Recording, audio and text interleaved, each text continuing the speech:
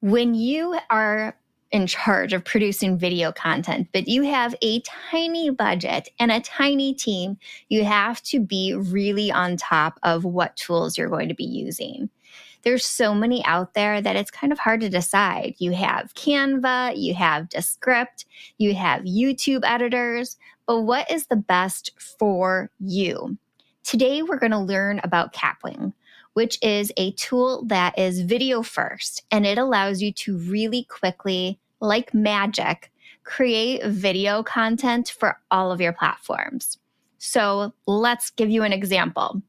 If you are doing a video interview with an influencer in your space, you have, let's say, 30 minutes of raw video, and you don't know what to do to make it ready to produce and publish. Well, easy. Use Kapwing, and you can quickly and efficiently turn it into quick cuts and quickly produce it for YouTube. Take out all of those awkward pauses. You can turn it into a TikTok, a reel, a short.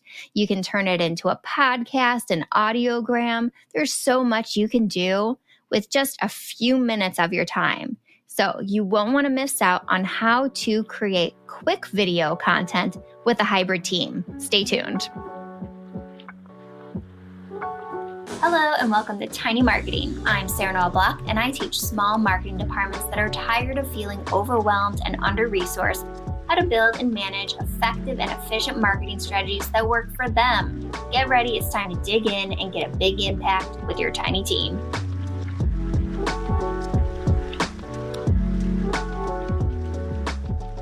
My name is Shah Ahmed. I'm the head of product of Kapwing.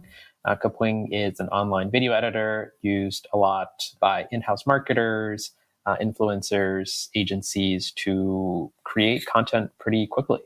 A little bit about myself. I help run the product management team, and I help drive the roadmap for what we're building and how we add value to the creators who use our platform. Yeah, well, along those lines, how do you decide what changes to make? I'm always curious what happens on the product side. Yeah, that's a great question. I would say there are probably 2 or 3 big buckets. The first is obviously what users ask for. So we get a big fire hose of requests from our users. Very specifically, even in the users' requests, I've kind of put even within there 2 buckets. One is kind of teasing out what they actually want, which is an interesting endeavor. There's the classic product phrase is if you ask, when the first car came out, Henry Ford said, if you ask people what they want, they would ask for a faster horse.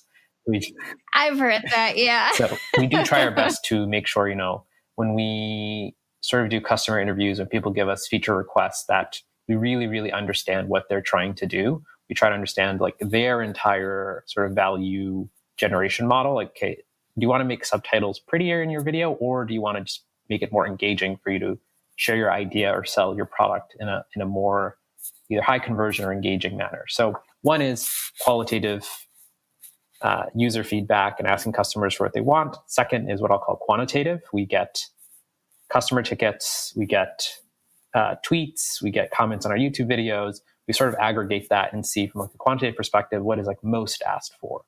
So I guess that's one bucket. And the second bucket is we think of what is a year out, 2 years out, what is the evolving macro trend.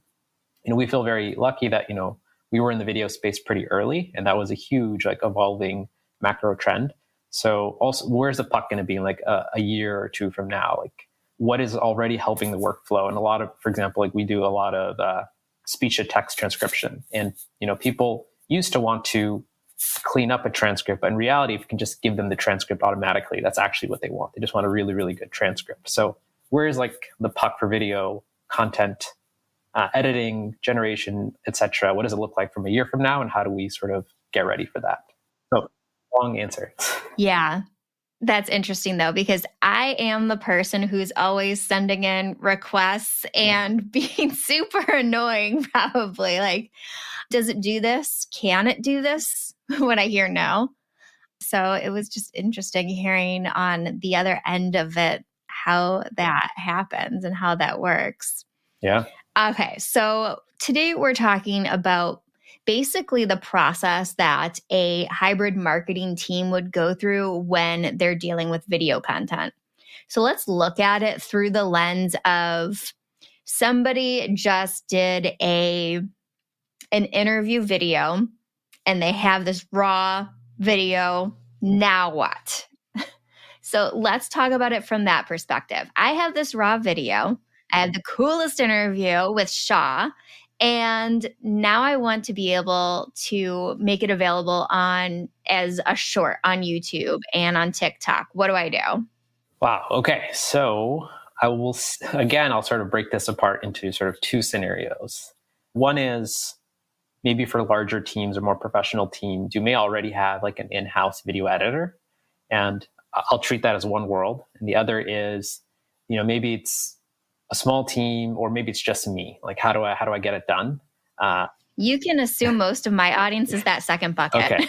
Then I will start there, which is what I would do is specifically, on Kapwing, what we let you do is it's a browser-based online video editor. So when you upload that content, it's immediately on your account, on your team workspace. And what's nice about that is you can work on it. But if, let's say, I'm in charge of TikTok, I can work on it, and then I can send it over to someone else who's maybe doing LinkedIn.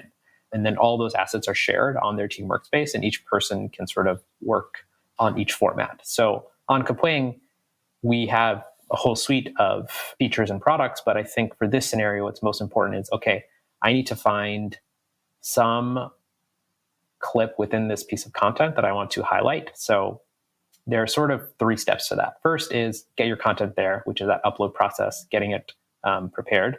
Second is resizing or reframing. And Kapwing lets you do that by just simply picking the output format. And then you can use the tools within Kapwing to either, this is the process I'll call rough cutting, and you can take it as intensely or as lightly as you would like based on your experience, where you can kind of split the video up and find the portion you want. But we also have a pretty nice feature called Smart Cut. And if you have like an hour-long recording, chances are you have multiple takes, a lot of silences. And that basically just removes all the silences and creates like an automatic like jump cut for you. That's nice. Which is pretty useful, and people like that. So it makes it a lot easier because now you just have a bunch of smaller clips and you can just pick and choose what you want, delete what you don't want. And sort of once you have, let's assume you've already like resized it to 9:16. That's really easy. You just pick like the TikTok aspect ratio, or you pick the shorts ratio, and then you're off to the races. So what's very popular is, okay, so you upload, you pick your output type. Maybe let's say you use Smart Cut and you picked a 30-second clip, which is a lot easier with something like Smart Cut. And then you decide how much flourish do you want. So subtitles is like a very, very common thing people ask for. Love them. We have an automatic like subtitle generator. We call it Magic Subtitles. And the reason we really, really like it is that it has word-by-word animation. So every time a word is spoken, it'll actually highlight that word. And you have a pretty nice editor to decide like how big you want your subtitles, how many words per subtitle, and so forth. And then when you're done, click export, and it all processes in the cloud, so your computer doesn't get that hot. And yeah, when you're ready, you can publish to your desired platform. And I'll just add one more thing, which is because it's fully browser-based and the assets are shared, like I mentioned earlier, you can really parallelize this. And you can work on one project that's pulling things out for TikTok. Maybe you have a longer form version you want for YouTube. So there you can just reopen that project and someone else can sort of own that process. Okay. So that's awesome. My people have small marketing departments, hence tiny marketing, or they have no marketing departments. So they're going to want that smart cutting and magic tool to make it as fast and simple as possible. So tell me, what else do you have that's magical and easy for my people? Okay, that's a great question. Let's see. So definitely what people really, really like about Kapwing is the subtitle generator. So again, transcribing a video yourself, probably going to take hours. You press this button and within a minute or two, you have a full transcript. And then, Magic Subtitles, you have word-by-word animations, you have a pretty nice transcript editor, and transitions between subtitles. The second, again, mentioned Smart Cut, which is pretty useful. The third is the resize, which is we have both a nice resizer for almost every social media platform. But we also have something called Find Scenes, which is quite interesting. So if you have something that you've edited for YouTube, or even let's say, for example, you have like a Zoom recording that has flipping the camera between multiple participants. Find Scenes will actually go through the video and find every point where the video kind of switches so that you can immediately find the clips. So it's a nice way to just make sure, like, okay, I just need maybe one camera angle. I need all of them here. Or it makes getting content ready for other platforms very, very easy. Another one is enhance audio or remove background noise, which is quite nice. Another one is remove video background. You can definitely do this in Zoom, etc. But if you've already sort of like a green screen situation, we have multiple versions. So we have remove green screen, chroma key, whatever you want to call it. We also have similar to like Google's or Zoom's like remove background, where if you've recorded content that you didn't actually turn it on, you can actually turn it on post-processing. All right. Okay. I have a question. The animate, where it takes tell me about that. It pops it? I mentioned animations for subtitles, but we also have animations for effectively any asset. So for subtitles, we have a couple that are sort of, slight movements, colors, revealing. But for larger text elements, things like titles, lower thirds, we have a larger array of transitions and animations, things like slide in, pop, sort of what you'd expect. And I like to think we do a good job of highlighting the good ones early, because I don't think people want to spend too much time tweaking their exact animation. They just want just good ones. So we try to cater to that audience. Okay. In this scenario, we have a hybrid team. Let's say it's a one-person marketing department and they have contractors that they work with.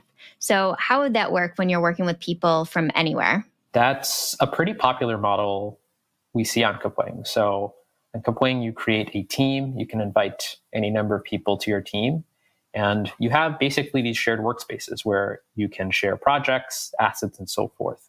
We tried to make sure that you can collaborate very closely within the product itself. And that really takes like two flavors of collaboration. One is really just sharing projects live. So you just copy a link and you paste it directly to someone on Slack, you message them.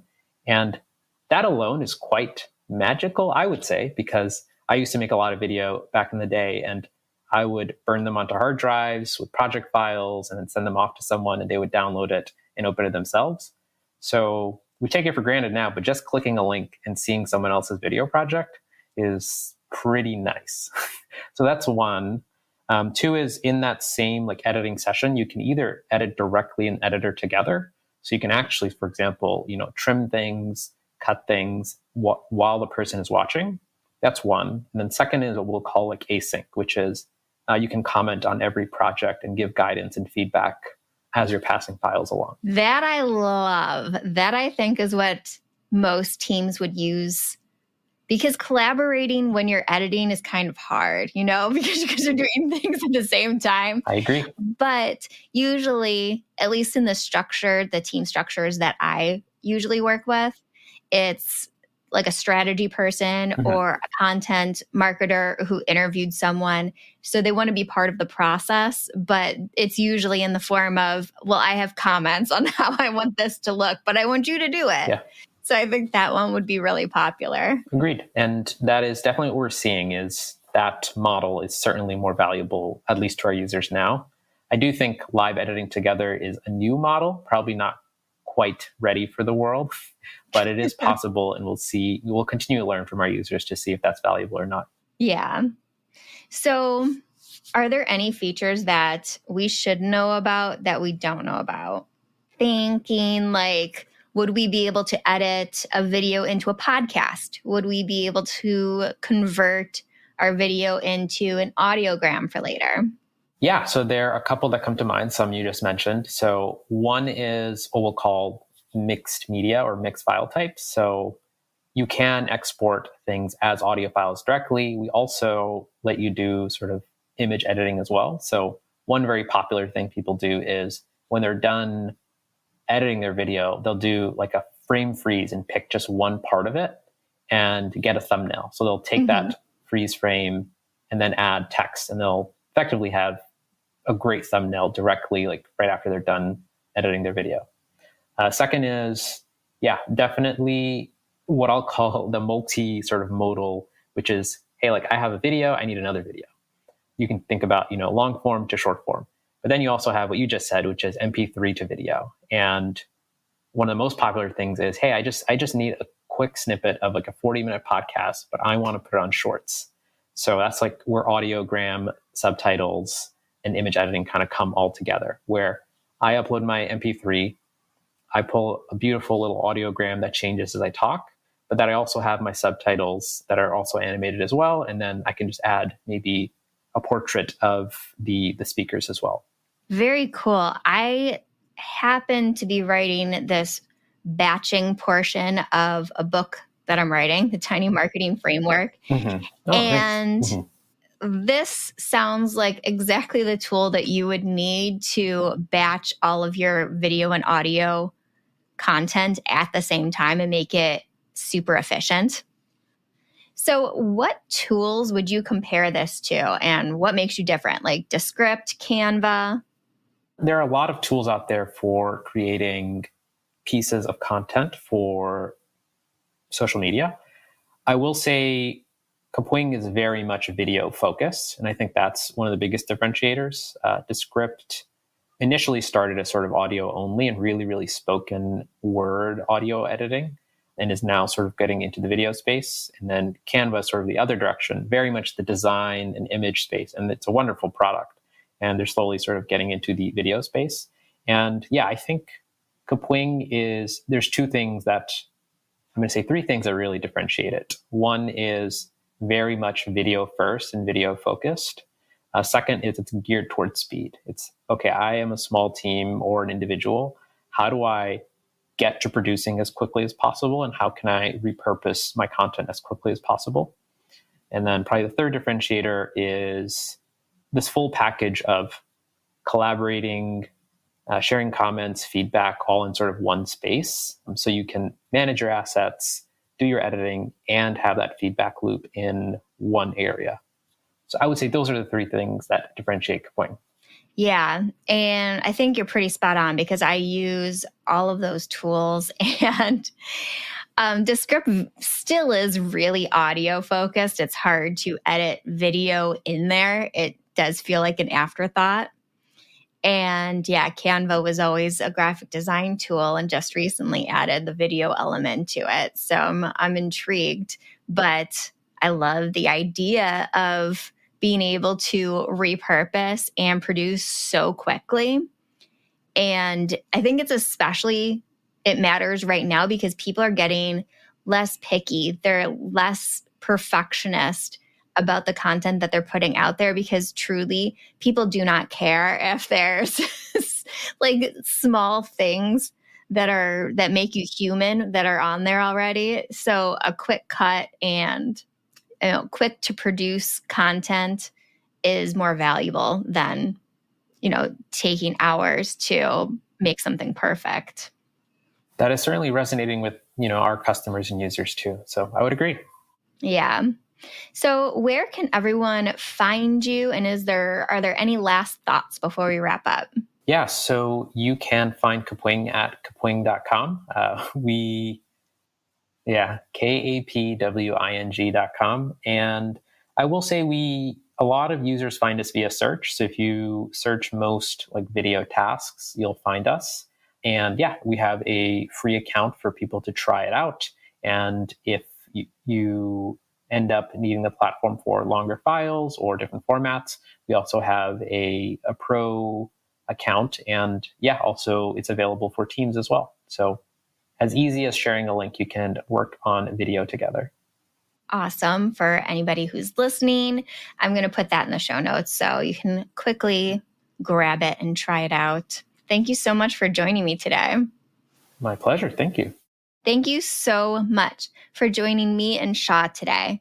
We talked about how to create really easy and effective video content, even when you have a tiny team, even if you are a one-person team, even if you have contractors all over the world. It's easy to create video content with this tool. So all you got to do is toss in your video, your MP4 into Kapwing, and you can easily edit it and export it for the correct size, the correct captions for TikTok, Reels, Shorts, YouTube, whatever you want. So make sure to do that. And if you had questions about this episode, head on over to the show notes page. We have a question form where you can put in a text version of your question, or you can send us an audio version of your question and I'll answer it live on the show. Thank you, and I'll see you next time. Hello, and thank you for joining Tiny Marketing. I help tiny marketing departments create consistent content that builds trust with their audience. Book Done For You Content Marketing at sarahnoelblog.com. Don't forget to follow, rate, and review the podcast on your favorite podcast app. See you next time, friends.